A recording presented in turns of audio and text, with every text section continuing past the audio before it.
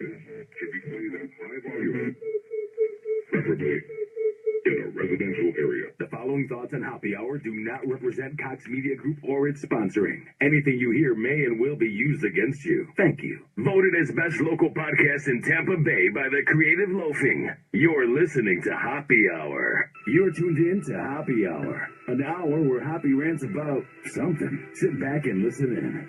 Hoppe Hour is on now. Hoppe Hour is on now.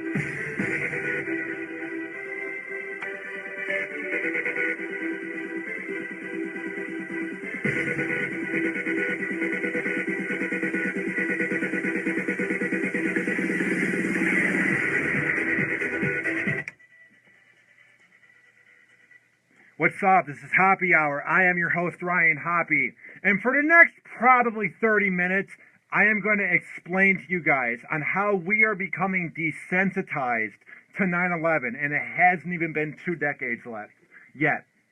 And here's the thing. I was debating about doing this show later on in the week, but I want to do it since it's just the day after 9/11. I know I did the show today with Tyson Monroe, and it's going to clog up your timeline seeing a lot of Hoppe, but 3,000 people died on 9/11, and I have some thoughts to say about how we are becoming desensitized. So when I say all phone lines are open, that's when you call, especially today. I have a lot to say. 856-49-HOPPE. That is 856-49-HOPPE. Also, tweet at me using the Hoppe Radio app. Tweet at me at Ryan Hoppe Radio and get the Hoppe Radio app in the Google Play and iPhone shop. Search up Hoppe Radio, Hoppe Radio, and there you can chat me live. All right. Here's the thing. Well, I'm going to begin with my memory of 9/11. I'm at that age where I was born in 1993, so I'm old enough to remember it because I'm a quote-unquote millennial, like the media says. And I was about 9 years old when it happened, and you didn't really grasp the concept of death and the concept of terrorism in second grade. But I didn't have any siblings growing up, so I did a lot of observing as a kid, because you're just by yourself, you're with your cat, you're doing nothing. Let me say this. 9/11 was the weirdest day of my life, and here's why. I remember we were out on the playground, and I don't remember exactly how long the recesses were, but it was really quick. You would be out there for 10 to 15 minutes, and then right before you know it, the teachers go, okay, guys, come back to class. I remember that day. Recess was insane. I remember it seemed like 3 hours. It was probably just a half an hour, but teachers were running in and running out and running in, so you would have Mrs. Smith watching over the kids at the park, and then she would run inside, and you would have Mrs. Johnson come out, and then come in, and then Mrs. Lincoln, I'm making up names.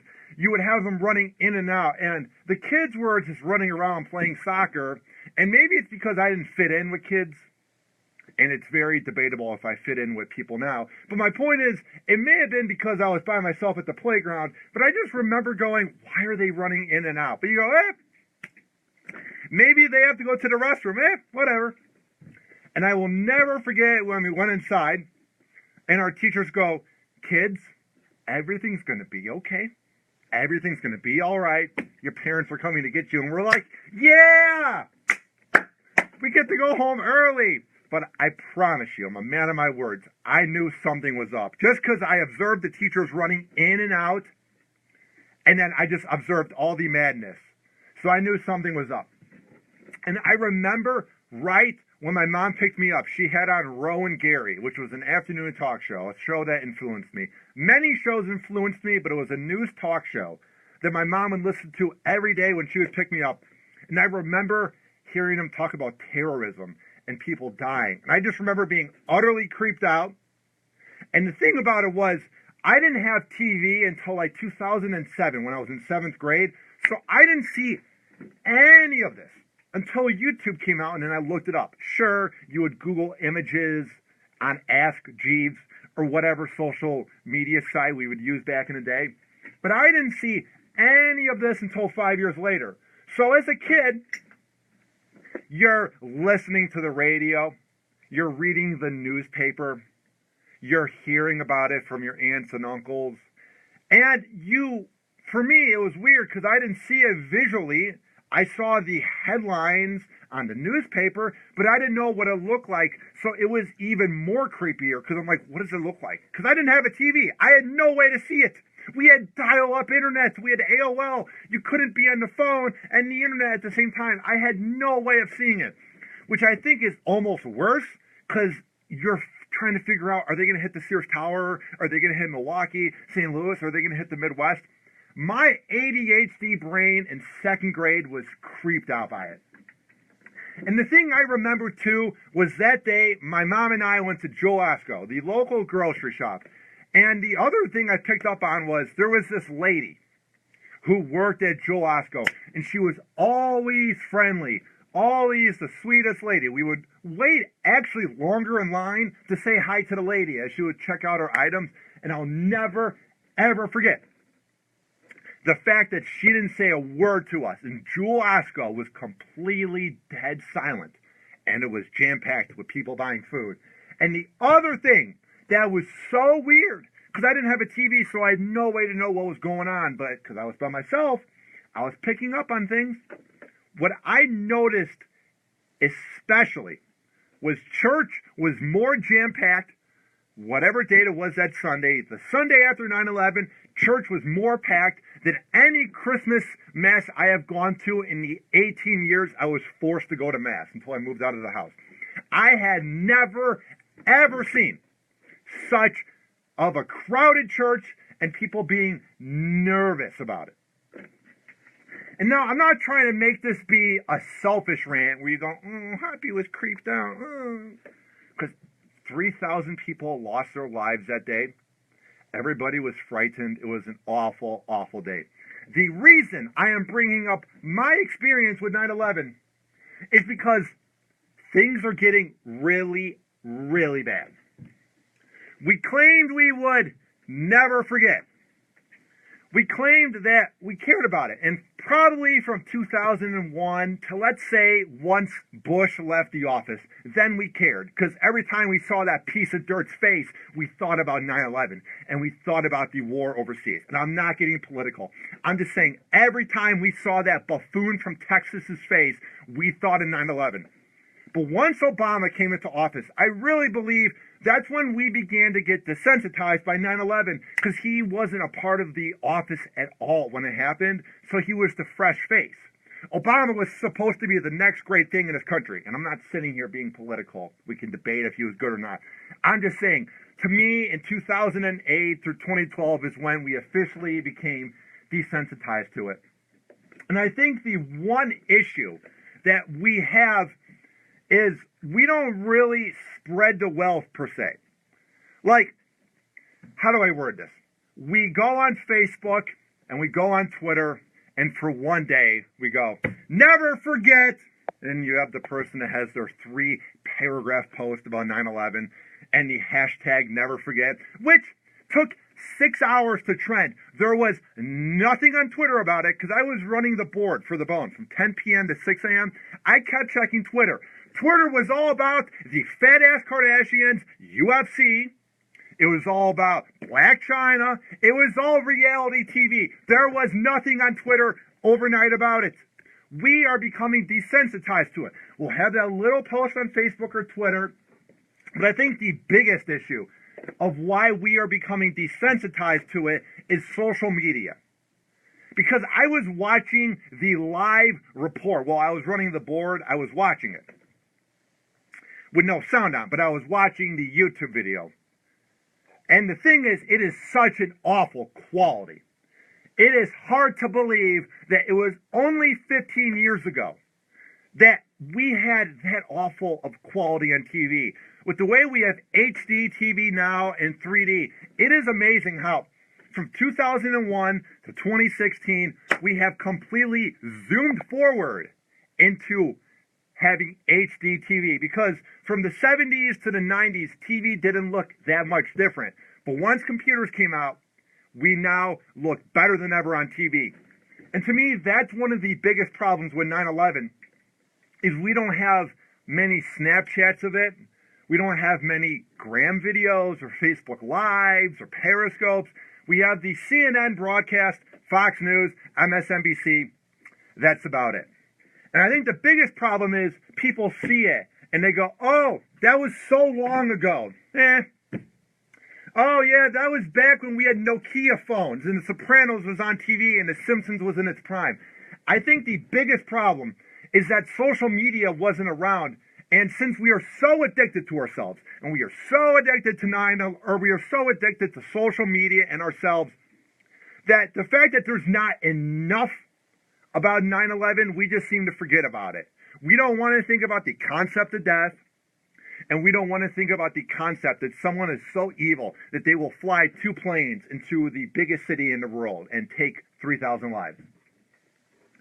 And here is the biggest issue that we have. I've been listening to a lot of talk radio lately. I'll listen to 102.5 The Bone, Rizzuto Show in St. Louis, Woody in Los Angeles, Kevin Kline Live in San Francisco. I listen to a broad range of formats because I want to see how talk shows are talking about it. And the overall theme that I hear from talk radio is that schools aren't being hard on it, and that schools are afraid to talk about 9/11. And listen, I get it's a touchy subject, and I get it's hard to teach kids about death, and I get that it's very nerve-wracking, and you're going to have the parents get mad at you, this and that. But 3,000 lives were gone that day. And it's only been 15 years, and we've already become desensitized.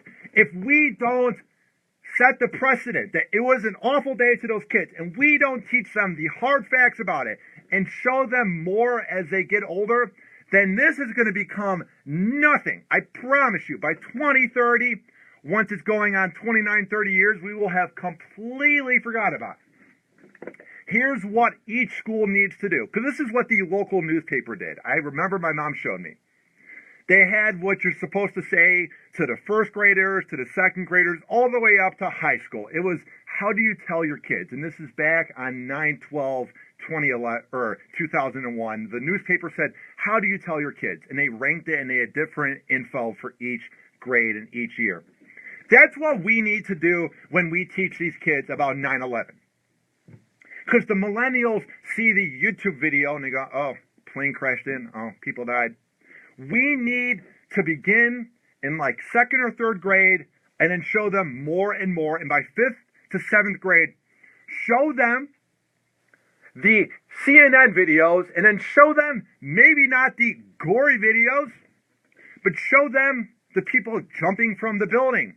Show them the video that is actually frightening of people just running through the streets. It's like the real scene of The Walking Dead. So I'm telling you, folks, we have become so desensitized to it. There are dirtbags in San Antonio, a local mattress shop. Only 15 years later, had a 9/11 sale where you get half off a bed, and they had 2 people in front of mattresses in a TV commercial, and they pushed them back. In 2001, if that would have aired, we would have been outraged. But now we don't care. And that mattress shop is going to keep on doing their thing, and they'll be fine. Here's my point. We need to begin thinking about it more. Everybody, after you're done listening to the show, here's what I want you to do. It's not hard. It's not rocket science. Go on YouTube and watch the CNN broadcast of 9/11. Go on Google and look up pictures of 9/11. We need to begin feeling these senses again of how horrible it is. And I know you're going, oh, but I got to watch Stranger Things on Netflix. I got to fit in with the Joneses, watching all 18 shows that come out every week on Netflix. Oh, I got to see how my fantasy football league's doing. Oh, I got to go feed my dog. 3,000 people lost their lives that day. And the least you can do is try to relive that moment so it doesn't become any other day in American history. It's just something I've been thinking about. And the other thing that's really weird is if it happened now, we would immediately begin blaming Clinton, even if she's not in office yet, or Trump, or Obama. It seems like back then the country was more together and more united. People hated Bush, people loved Bush, people laughed at Bush, but until, to me, the second election, people respected what he was doing until they realized it was a dumb war. I think if it happened now, we would be castrating Barack Obama and whoever's going to be in office. If it's that bitch or that douchebag, we would be castrating them. And the biggest thing is, with this whole rant, the theme is this. We need to come together as a country, and we need to appreciate life and how short it is, and how there were people that were on the 50th floor just doing their job. And just like that, within 5 minutes, they went from typing up paperwork and doing work to then having an airplane crash into the Twin Towers, and they died. And I just think that we are so caught up in social media, and we are so caught up with this fast life that we are forgetting about that day. And then here's the thing, too. I'm going to play this commercial of the mattress shop in San Antonio. It is laughable. It literally is something from Idiocracy. You would think that this mattress shop was run by Dax Shepard's character in Idiocracy, but actually, Dax Shepard's character has more heart and is more likable and is a better person than these rich, greedy douchebags that were using an awful day to try and make money for their mattress shop. I hope you guys go to bed tonight and you lay on lice and nothing bad happens. You just get a bunch of bruises and then you have to get lice medicine and then you're fine. I hope something medium happens where maybe you have like food poisoning. I don't want anything bad to happen to the owners. I just think this is bad karma. That 3,000 people died, but they're trying to make $3,000 on mattresses. All right. Here is the commercial from San Antonio, a local mattress shop. Yeehaw!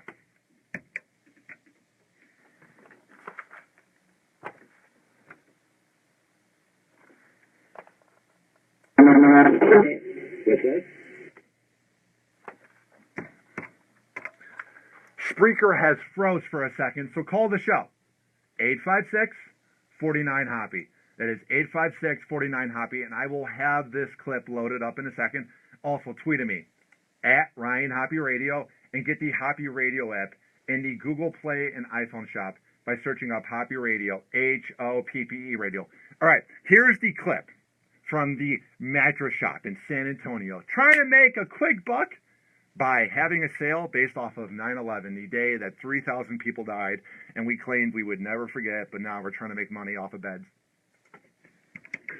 What better way to remember 9/11 than with a Twin Tower sale? Right now, you can get any size mattress for a twin price. Full mattress? Twin price. Queen mattress? Twin price. King mattress? Twin price. Store-wide sale all day long. So basically, it's half off on a twin bed, and then it shows her, this piece of dirt of a female, in the middle, and there's two goofy guys smiling the whole time, and she pushes them back, and their two beds fall back, and they fall back on it. Get it? You know, because two planes crashed into towers that day, and towers fell down, so, you know, you get a good sale. I thought that was completely ridiculous, and I'm the guy. I am against fake outrage. I think we are uptight, and we get mad over words, and it's ridiculous. But this was the first time that I actually was just as mad as everybody else that was outraged over this commercial. I would love to meet the person. If it's that owner, or if it's the person that owns the chain of those bed shops, who goes, you know what? Sales are down a little bit. Mattress firms, you know, doing better than us. Sleep Train's doing better than us. You know what we got to do? What's the next holiday we can do a sale off of? Not Labor Day, you know, where you sleep in. That would make sense. Not Halloween, you know, or Thanksgiving or Christmas. Remember that day when 3,000 people died and it basically began a war in 2003 and everybody was freaked out? That should be the day we make money off of beds. And I love the idea that it wasn't like they just went on the radio and announced it or did a live Facebook live video. They then had to probably write up a script and get the props ready, film the video, edit the video, send it to the TV network. They put in so much effort that I am so surprised along the whole process. Nobody said, Jenny, you sure this is a good idea? And what I love too is I was watching the local TV report from the local TV channel in San Antonio, and she goes, this isn't what we're about. We're a lot different here. What are you about then? Making money off of death? What else can we pick up from this video? It's not potato. You literally are making money off of towers dying or towers going down and people dying. I'm just saying, when she plays the card of, this isn't what we are, you basically have been caught red-handed. And here is the thing I'm going to end on. There is a Coke display at a Walmart in Panama City, Florida. And Coke told the Walmart in Panama City, Florida, to have a display. You know, when you're going down the aisles, man, Walmart seems huge. Every aisle is so long. And you're going down and you go by the beverages, and they might have a Coke display for the latest Madden game or the latest superhero game that's out. They had a display of a bunch of 24 packs of Coke products. Sprite, Coke, Diet Coke, you know the products. And they had a setup of the two twin towers in between it. And it said, never forget. And I didn't think it was that bad.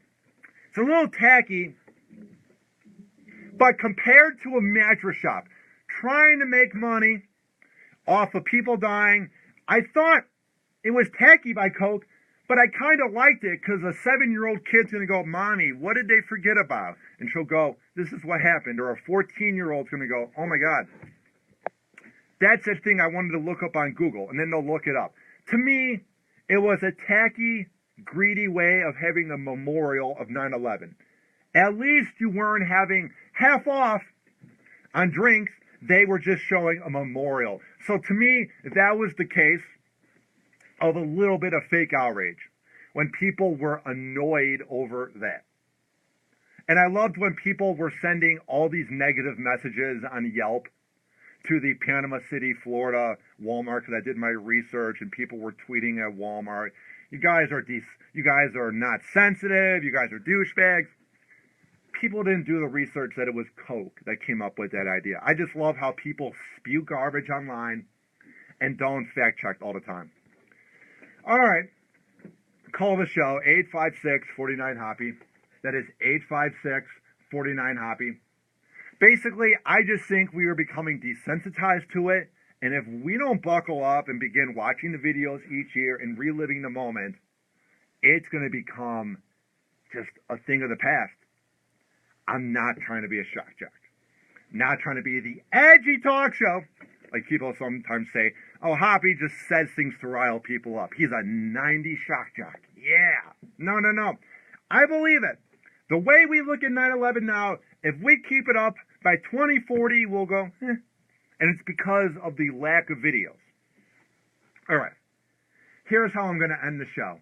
And it might make you a little bit uncomfortable and a little bit nervous and make you, feel sad and morbid. But I think it's very necessary to play. Because I want you guys to feel the moment that Kevin Crossgrove, who was on the 54th floor of the Twin Towers, he called 911. And imagine if you were Kevin. You're just going to work, trying to make money, And the last time you ever talked to anybody is when you called 911. After he called his wife prior to that, after the plane crashed into the tower, and he told her he would be home safe. So the wife thinks he's safe, and then he ends up going down to his death. And I have the audio. It's a 4-minute 911 call, and I'm playing it because I want to have people feel what that moment was like. All right, tweet at me at Ryan Hoppy Radio, 856-49-HOPPY. That's 856-49-HOPPY, and then we will end the show unless I get a call after this 911 call. All right, here he is. Here we go. As we have Kevin Cosgrove, who went to his death after basically it seems like the tower went down. So here is the audio via YouTube.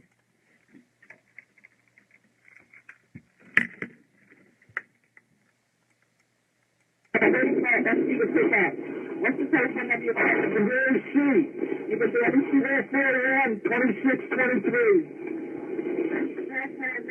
2623. It's on 106th floor, the left corner, right? Right. At number 2, World Trade Center. Right.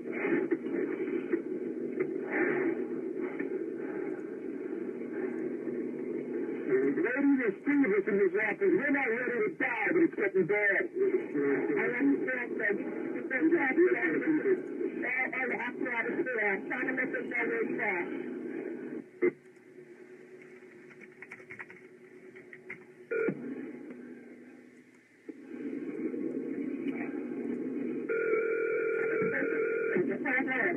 Please, lady.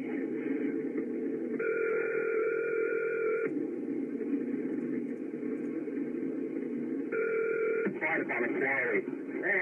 This is 1697, PD. At 1697. Let me talk to the caller. Who's on the line? Let me talk to him. Where's the fire truck? Smith, right there, 10525. All right, sit tight. We'll get to you as soon as we can. There's some staying up at the Smith unit there, man. That's all we need. That's all we can do. Where are you? Let's say you guys up to. We're getting there. We're getting there. There's a few like it, man. I got one kid. I understand that, sir. We're on the way. We've got 106 men in that first corner. We have no problem. We're operator. Yeah, come on, man. Okay, we have everything, sir. I know you do, but it doesn't seem like you do get lots of people up here. I understand. And then when you go out in the building, you look up on the top. Smoke rises to the roof there. We're on the floor. We're in the window. And then we have to be in green now. Can't see. Okay. Just try to hang it there. I'm going to say this to you. Say yours. Get an air conditioning building.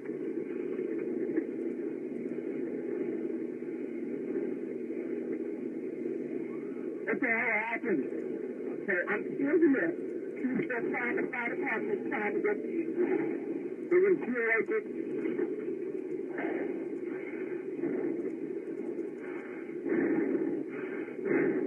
Okay, try to calm down so you can conserve your oxygen, okay? Try to... Thank God to blow you in from the list.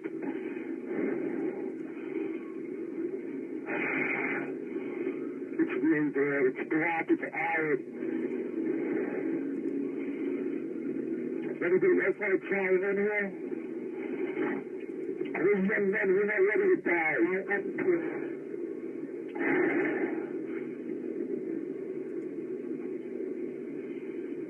I don't know, you're going to get my ass down. I need oxygen.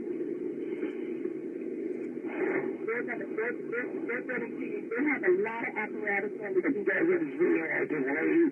You get them in from all over. You get them from Jersey. I don't give a shit how.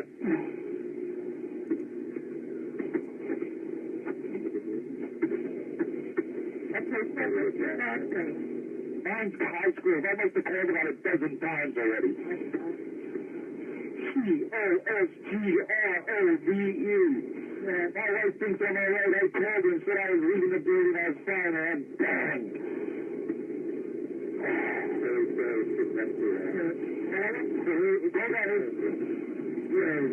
Cherry. That cherry, you said, right? That cherry's next to me. 105. Who's up with John Astro's office. That's what you said. That's the office. We're in John Astro's office. OST. ARU. ARU. Right. That's the office we're at. There's three of us in here. OST. ARU. Hello? We're looking at the financial center. Two us, two broken windows.